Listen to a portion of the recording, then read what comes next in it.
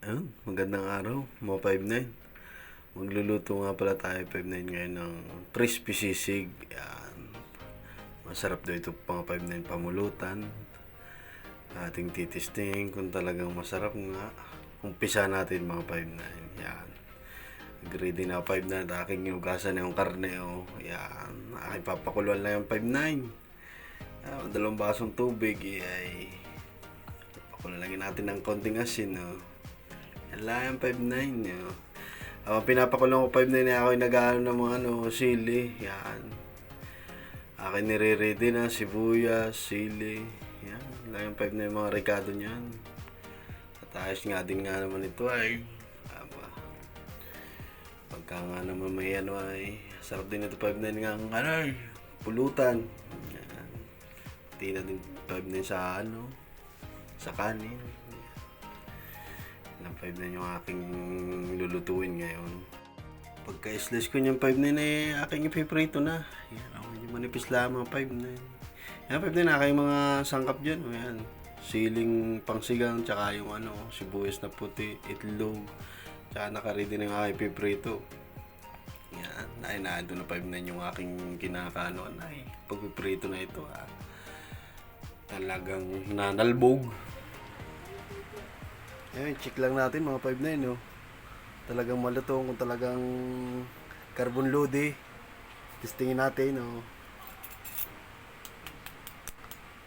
Pwede na to, oh. Ay, malutong.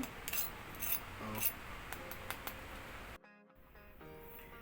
Yan na nga, 5-9. At ating gagayatin na maliliit lang, oh. Yan, oh.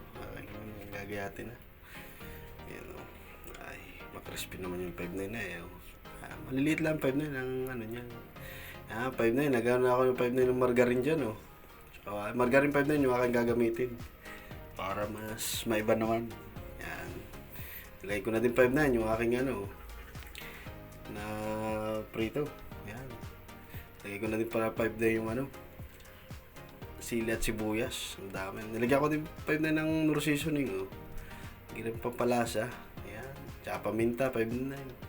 Simple lang pa na yung mga niyan, mga seasoning. Yan.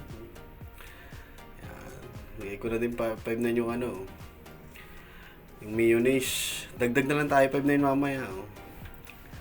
Baling magkulang, pwedeng dagdagan, wag lang mapasubra at mahirap mag-adjust yung 5-9.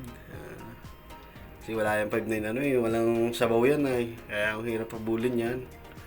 Yan, tansya lang. Nagdagdag nga ulit ako 5-9 na mayonnaise. Tansyado ko talaga kulang. Yan na, 5-9. Mga gumaganda na. Nilagyan ko din 5-9 niya ng itlog. Tinisting ko muna sa isa kung kakayanin. Pero yung lapot ay parang tagilid pa ako. Kaya nilagyan ko pa ng isa. Para talagang goods na. Yan. Ganyan lang, 5-9 no. Tatansyahin muna natin bago natin talagang isureball. Yan, 5-9 no. Okay. Ready na naman 5-9 nito. Ano kaya na mangyayari nito? Kanin ba o alak? Ayan, comment kay 5-9 kung ano talaga. Yun, mga 5-9. Naluto na yung ating crispy sisig. Ayan. Ito na 5-9 yung ating naluto. Mabilis ang luto mga 5-9. Ating titikman na 5-9 kung saan talaga ito bagay sa kanba o sa iba. Testing na natin. Saan yung kutsara. Ayan, testing natin 5-9 na. Bago lahat, dasal muna tayo 5-9.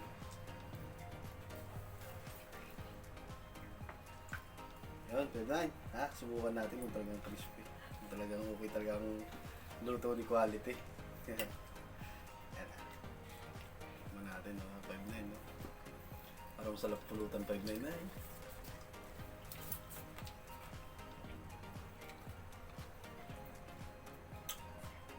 Crispy 5-9. Tama lang yung hanghang. Hindi ko kasi masyadong yung sili. Tama lang ito.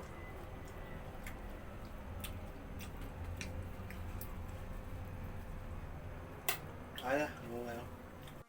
Yeah, 5'9", hihingin ko na kung ano bibigay sa akin ng ano, aking assistant. Kung kanin ba o ano, sige. Ito yung binigay sa atin 5'9", no? Ay, alak. Yan sa mga bata, ha? Kaya wag muna kayo magiinom. Pag wala pa kayong 21 years old, yan. Para sigurado hindi 18 years old. Ito yata ang bagay dito 5'9", ay. Pero hindi naman ako talaga nagiinom ng ano, ngayon lamang kasi nababagay talaga ito sa ganito. 5'9", siya tayo.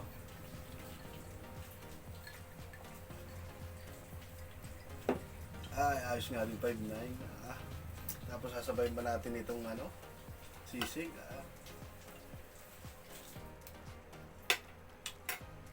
Bagay na bagay ng 5'9". Siguro madami mainom nito. Pagkaganto talaga yung pulutan. Sarap. Para 5'9", dito lang ha. Maraming salamat.